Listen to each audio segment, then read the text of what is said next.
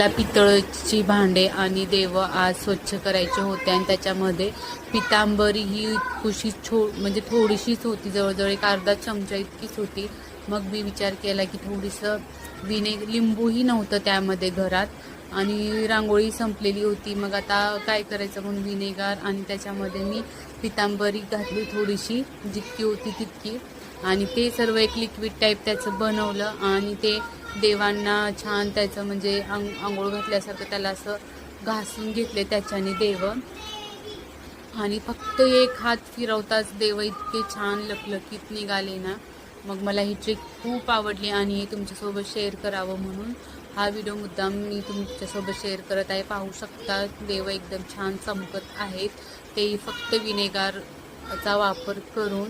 इतकं छान पितळचे आणि तांब्याची भांडे निघतात. हे ट्रिक तुम्हीही ट्राय करून पहा.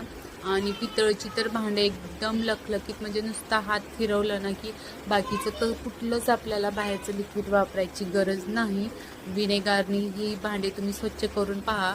आणि असं मस्त स्वामींची पूजा केली, स्वच्छ आरती लावून स्वामींची पूजा केली, मनही प्रसन्न झालं. चला तर मग तुम्हाला आजचा व्हिडिओ कसा वाटला तेही सांगा आणि चॅनलला सबस्क्राईब करायलाही विसरू नका. चला तर मग अशाच इन्फॉर्मेटिव्ह व्हिडिओसह भेटूया नेक्स्ट व्हिडिओमध्ये. तोपर्यंत बाय अँड टेक केअर.